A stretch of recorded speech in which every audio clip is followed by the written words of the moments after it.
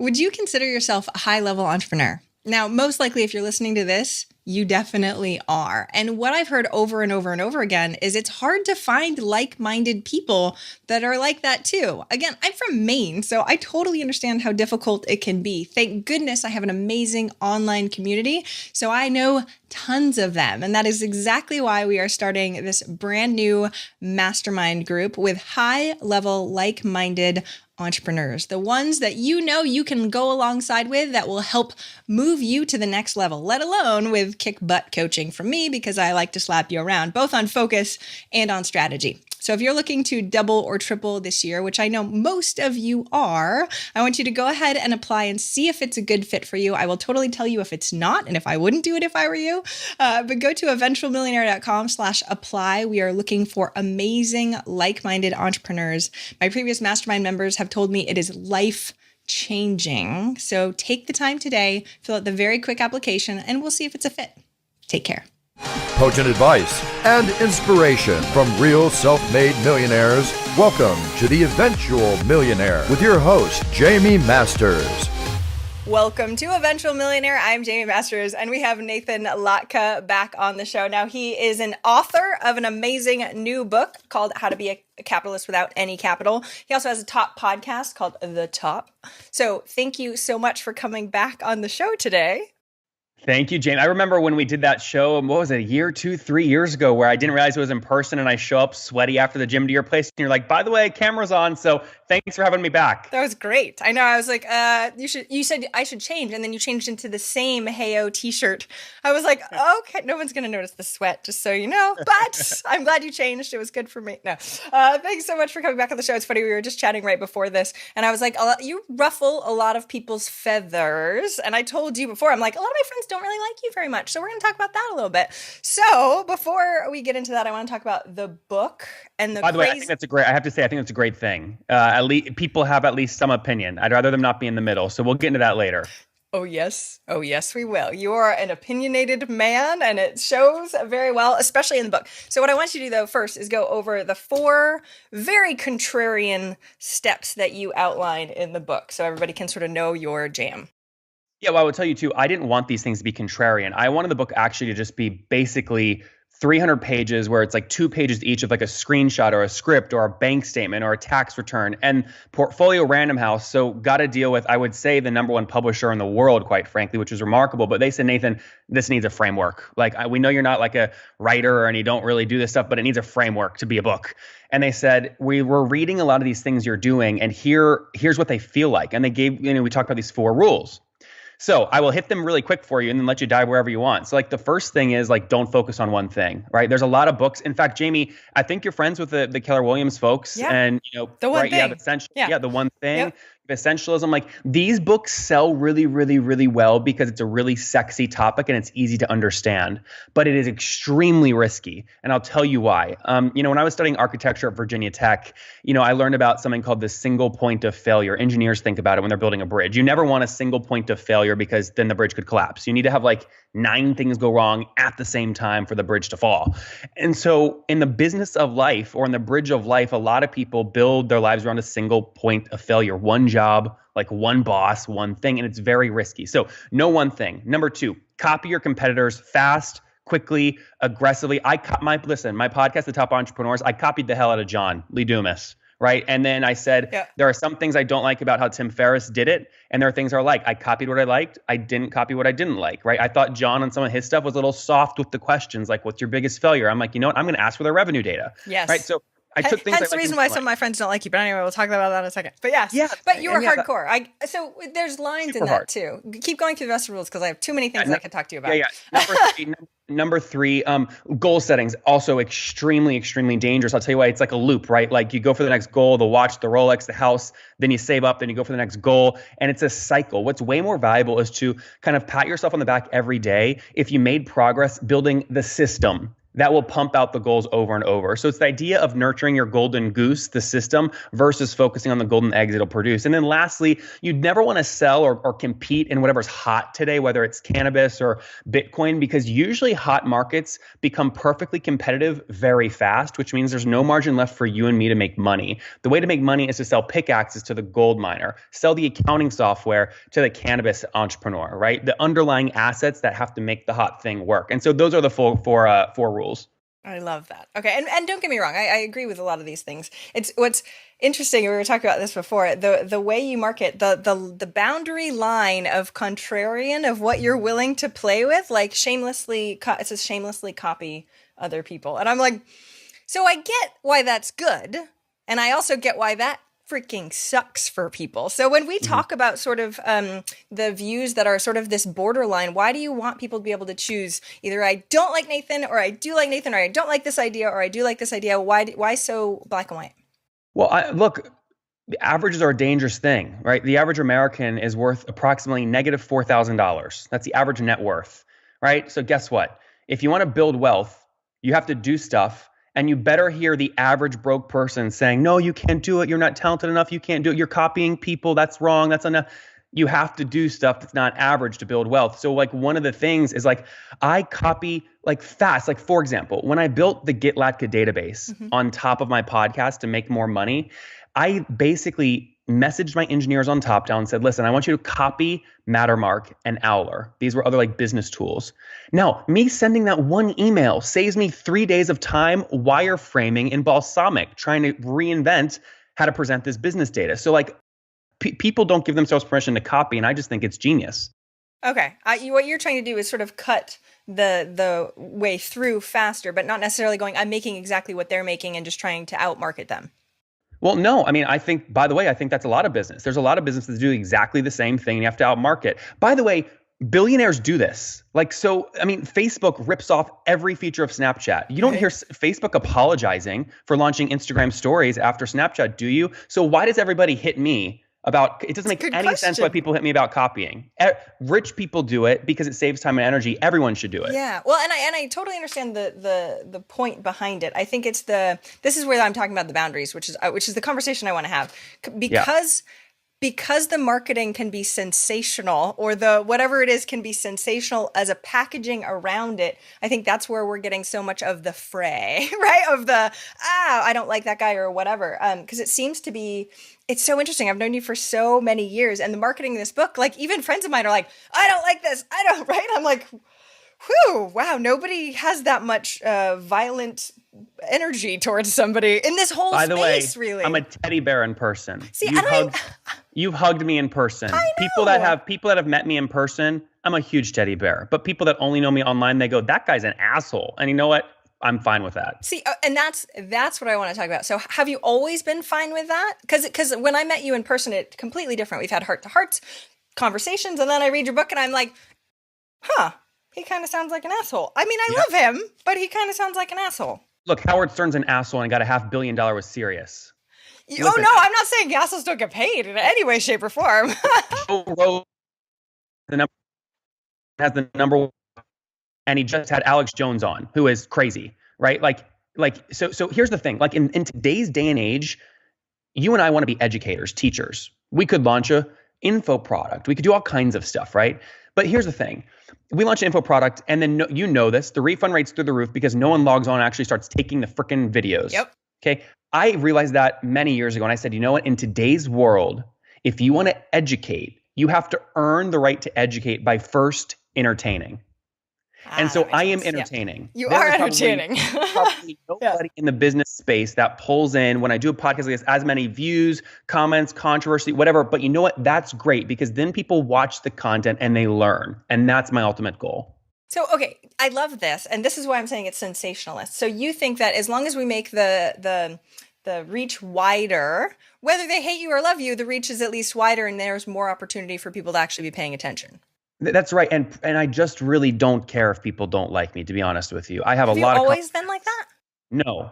But I just realized early on, like I just talk with people that are like old, broke, and unhappy. And the reason is usually because they never did anything in life because they're worried about what other people think. I just don't care. And so like, I just speak with what I feel is right. How did you get to be there? Because there's a lot of people online that are like, and even me too, I love being liked. It's an issue of mine. It has been since a little girl. I think even females have this more than men typically do, right? And so how did you actually get over it?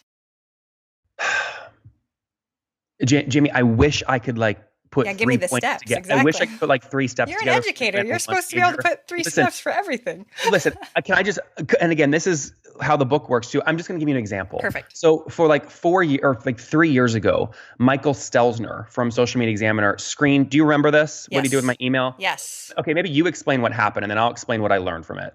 So from my point of view, there was a thing on Facebook where he tagged you about saying, and I don't remember what it said, he was not happy about and tagged you in it.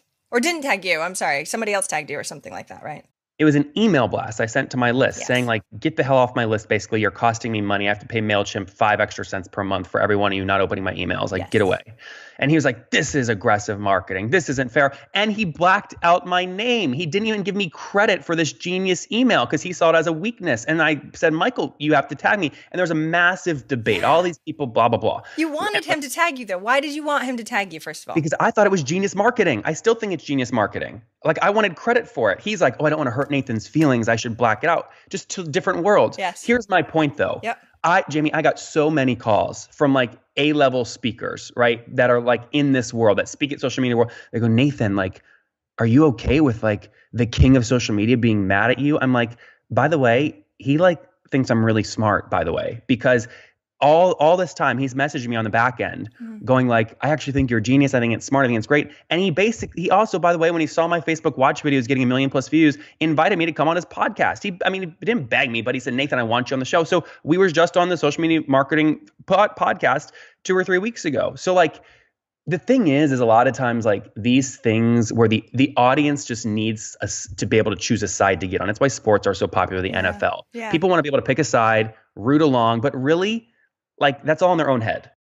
Okay. So I watch UFC, right? And it's a lot like UFC, but I also think that WWE, fake, right?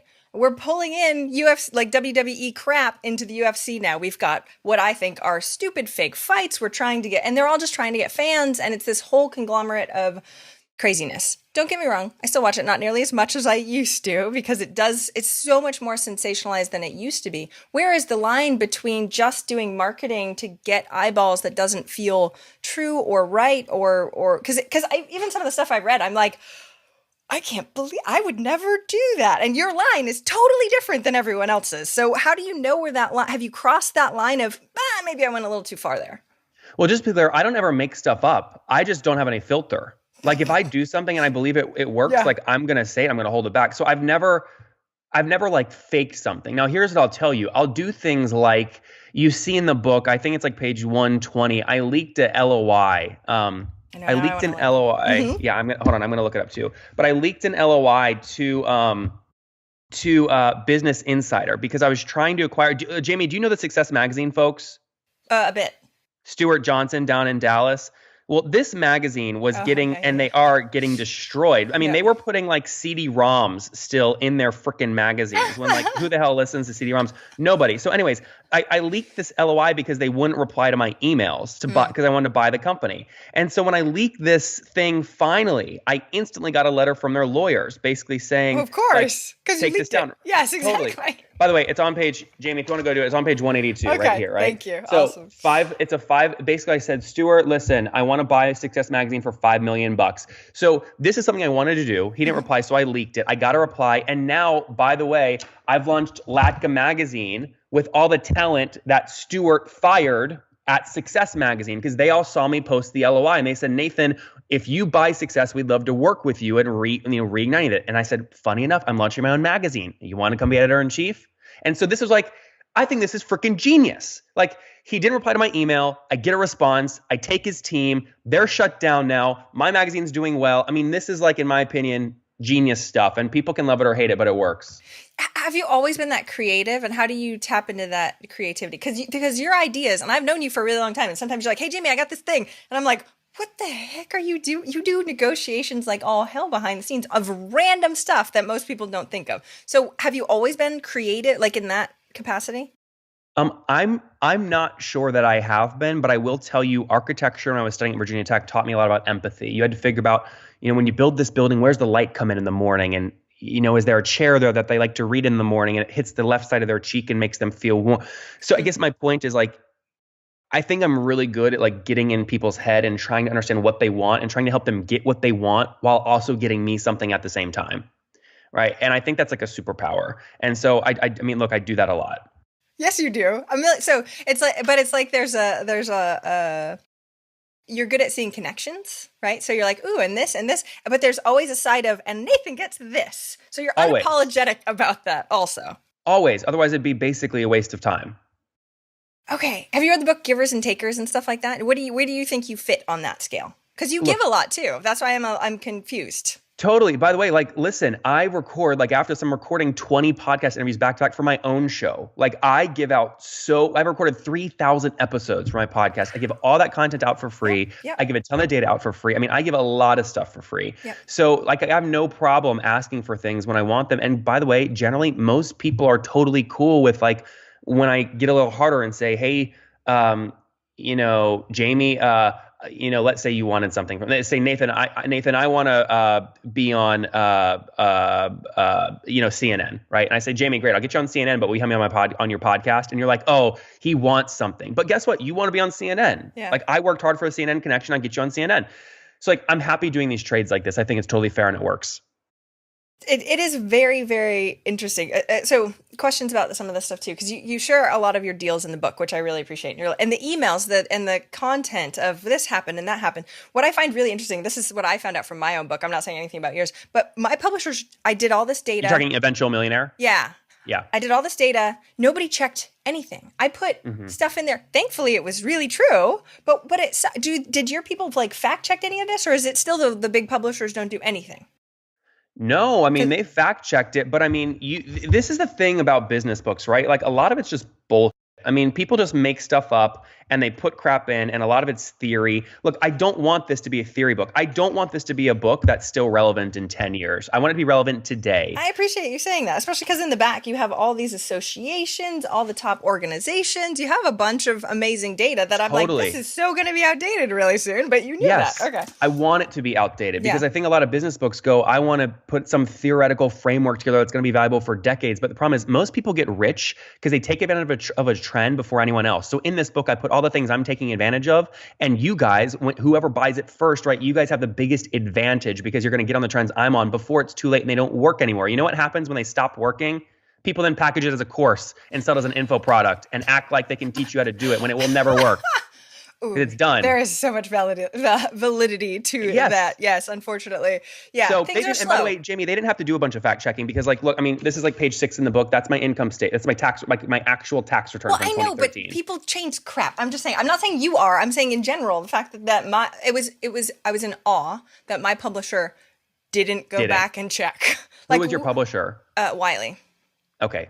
Yeah, look at your face. Yeah. Okay. Well, no, Wiley just has a different model. See, I signed with Random House. They still have this kind of like holier than thou kind of big change. Still doing fact checking stuff.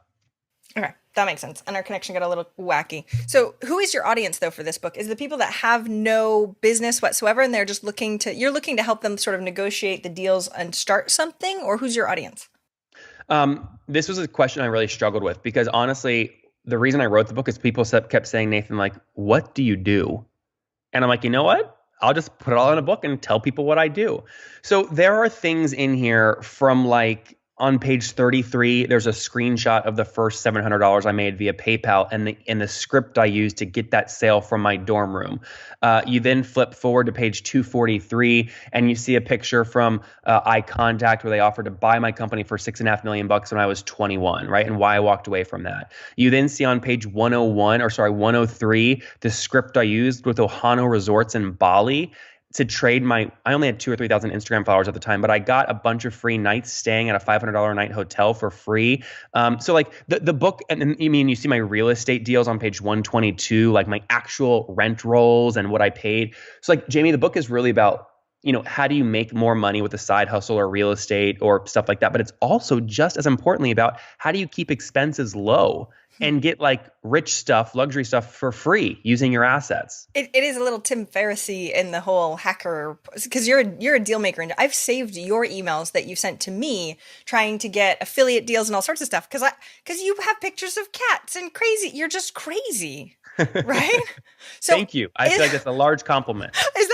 Do you think that's teachable though? Because like I was talking about the creativity side and the pulling part. If that is your zone of genius, do you think you can actually teach anybody how to do that? No, you can't teach people to be creative, which is why I just had to put the scripts in the book. Like the book is not, here's how to be a great copywriter.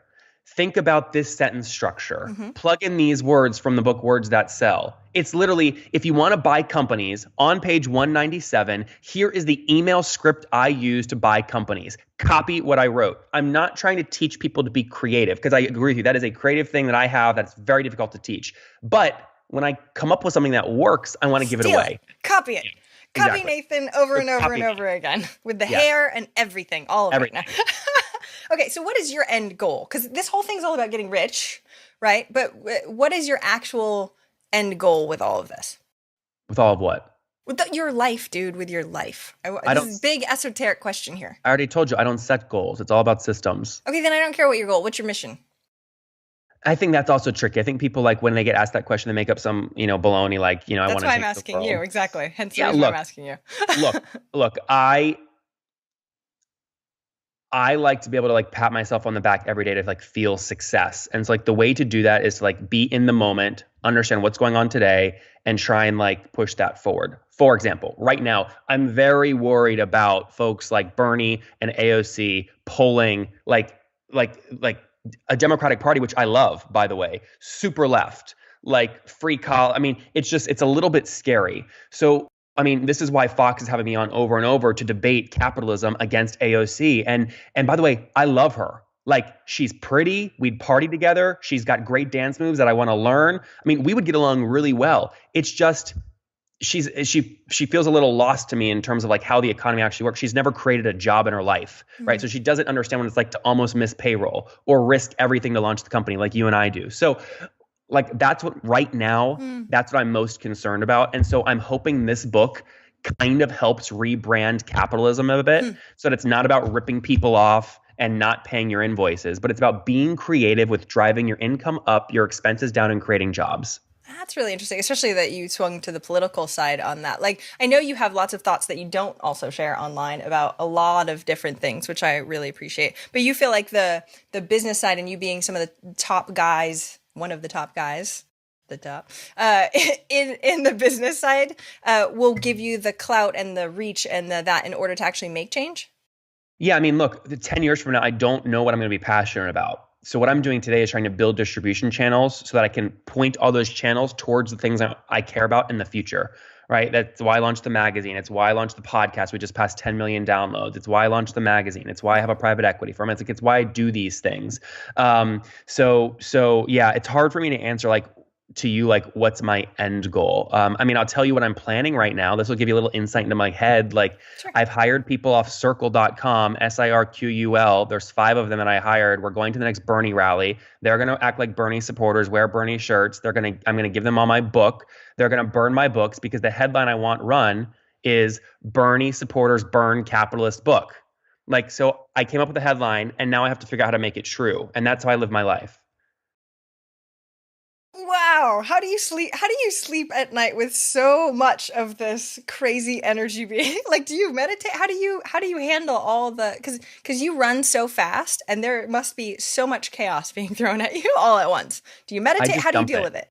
No, I just dump it. I always actually right now on the left side of my computer screen, I have Apple Notes. And anytime I have things pass through my head that I like, I just dump it. And then I kind of come back to it at the end of every day and just prioritize. But I keep my brain empty. I just dump it. What about the crazy stuff? What about people saying stuff about you? Or, you know what I mean? We're entrepreneurs and we think really, really fast, typically anyway. So you probably have both negative and positive thoughts going through your head constantly. Well, I'm not really a negative guy, to be honest with you. I've been hit pretty hard and, I just hit back just as hard. I joke with people, but it's actually true. I'm easily the most sued podcaster because boards hear the CEOs on my show and then send me cease and desist letters because I got them to reveal their valuation, how much, their company's worth, the salary they pay themselves. And I'm like, listen, the CEO signed a document before coming on my show, just like I did with you, giving me rights to the audio file. So screw off. I win every time. But like, if I worried and got nervous about every time I got a cease and desist letter, I never get anything done. So I just ignore it. See, I remember my mentor, this was back in the day, was like, you're not a real entrepreneur until you've been sued. And I was like, no, really? Yeah. Right? But there's a way that you run your life that you specifically get sued, like you said, a lot more. Why ask people the data? Actually, not why ask people the data. I understand why the data is really, really intriguing. Transparency is a wonderful thing. Why not tell them that you're going to be so aggressive in advance? Oh, well, they know. Jamie, I've put out 3,000 episodes. Not all of them know, hence the not liking you thing. They're like, oh, he's a good guy. He's friends with all my friends. Let me go on his podcast. Awesome. Now, again, their due diligence, they need to look up some of your shows, right? Very important. That being said, you don't even go, hey, I'm going to grill you a little. Well, Jamie, just to be clear too, and I'm going to make a sweeping assumption here. Most of the friends that you're with are putting out courses or membership sites. Their churn rate is the ones that I'm talking about actually have real businesses. Like what? I shouldn't say real. I mean, not that courses. Give me an example. Businesses. Like, don't name a person or a company, but what do you mean a real business? Like, what sector? Retail. Retail. Okay. By the way, I've only had like 3 or 4 people that are retail on. I think you're probably going to be referencing right now someone named Erica with One Up Repairs, who I had on my show. I can almost pin it down. Listen, Erica is really smart, okay, but she's all over the place. I mean, she has a great company in One Up Repairs. I don't want you to talk about Erica though. The reason why I was bringing it up. Well, I don't like hypotheticals, and because see, you just used one example. Yes. That's a retail example. Yes. That I maybe have on my show twice out of 3,000. Okay. So like, I don't like when people make sweeping generalizations like you just did about my show, talking about one person who here in Austin because you saw one thing. I don't like that. No. So there's other people in different sectors. I was bringing up the retail sector, so it wasn't just courses. I know some of those people also. But the reason why I'm asking is the violent opposition that we have, right, in this space is very interesting. And so when I go, oh, I love Nathan, I hear people go, I hate him. Have they met me? Oh, I don't even know. I haven't. The answer is no. So, because Jamie, like you have felt me when I have hugged you. Like, I am I'm the kind of like I'm a teddy bear in person. The thing is, like, here's the thing. This is why I don't feel bad about people when they're surprised when they come on the show. Mm-hmm. These are the people that accept any meeting. They do no research. They do no preparation. Listen, I reached out to you and asked you about coming on your show because I'd been on before. I respect you. I like you. And I like the community you've built. You're behind some of the biggest brands online that people don't even know about. You're behind them, like John Dumas and Pat Flynn and the mastermind groups you do. So I respect you for that. So people who come on my show that have never gone and listened, if you listen to 2 minutes of any of the 3,000 episodes I've ever done, you will know I'm very aggressive. So I just think it's their fault. I mean, is that bad? I just think it's their fault. I mean, I totally see where you're coming from. I would not do it personally. It's all a personal choice. And that's why I was curious, because your personal choices are crossing boundaries that I personally wouldn't choose. That's the reason why we're bringing it up. That's the reason. As a host or coming on my show? Like, you wouldn't put that part as a host? As a host, no. I think you're pretty host. I think you're a host. Here, but what I'll tell you is, Jamie, the flip side of this is like it's a different show for a different person. Totally. Look, the flip side of this is John's show. Like, if you don't want like a numbers-driven, data-driven show, go listen to motivational stuff on Entrepreneurs on Fire. Like, he does a great job at this. I didn't want to create, Entrepreneur on Fire V2. I wanted something totally different. Thank you, by the way, because there's quite a few of those out there also, which I totally get. So, and I really respect the fact that you're willing to do something different. Don't get me wrong. It's the whole catch better with honey and not with, you know what I mean? So when to me, again, this is just my personality type. And this is why I appreciate you being willing to talk about this stuff, because different personalities are very different. That being said, how do you handle that? I mean, I'm asking you for help for me because I don't like to disappoint anyone as a human, right? I refund crazy if anyone. I think you should like that a little bit more, because if you never disappoint anyone, you are just molding to the world around you. And so, like, if that world's controlling you, then so yeah, no, I totally. There are people.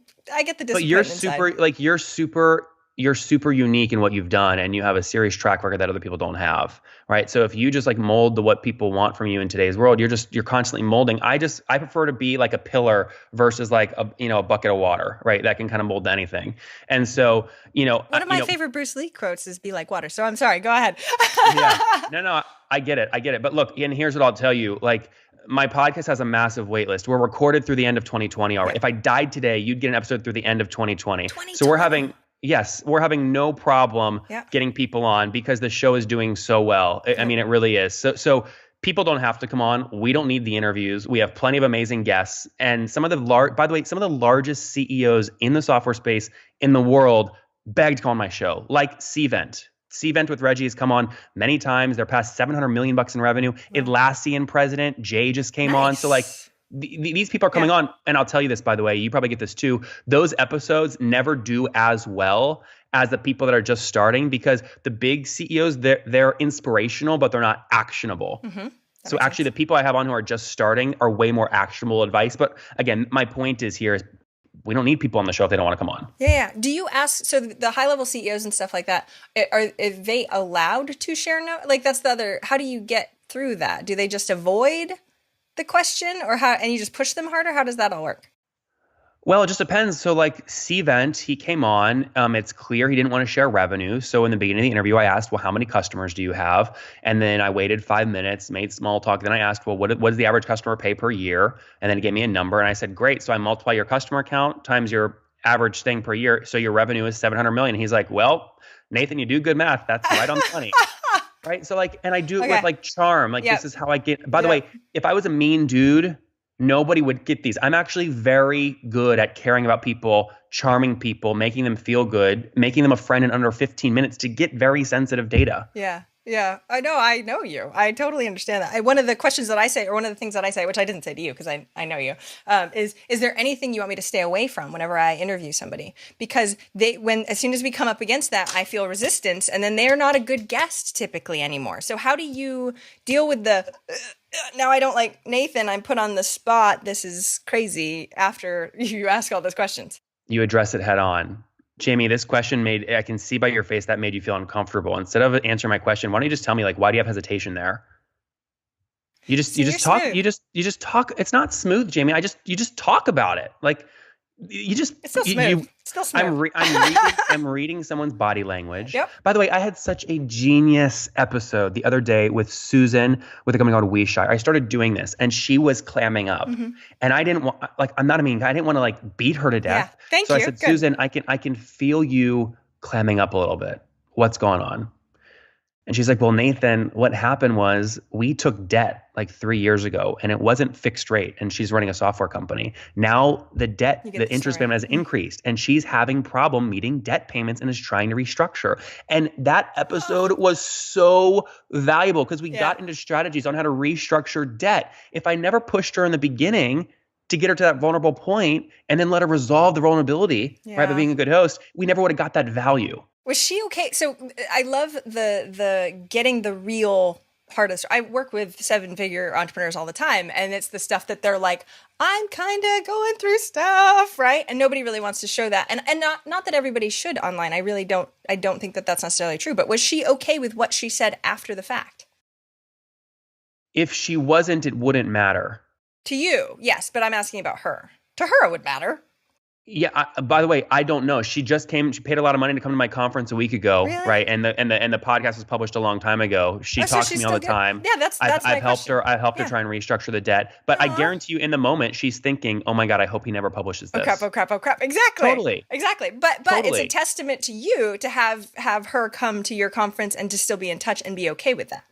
Yeah, there are very few CEOs who I've had on the show who actually hate me in real life. Many of them respect me, and they go, you know what? I want to come on again and see if I can survive Nathan, right? See if I can get around it's almost like a game. I know CEOs play this game now because they've told me about it. Well, it's like the whole Shark Tank thing, right? Because it's like, they can be assholes and that's fine, and everybody still likes them, right? Like So, and I guess that's sort of my point, and we need to start wrapping up in just a second. But the Nathan persona online is very, very aggressive. You are aggressive anyway, but I don't feel like you show your teddy bearness out like as much as you could, right? So what makes you keep that separate?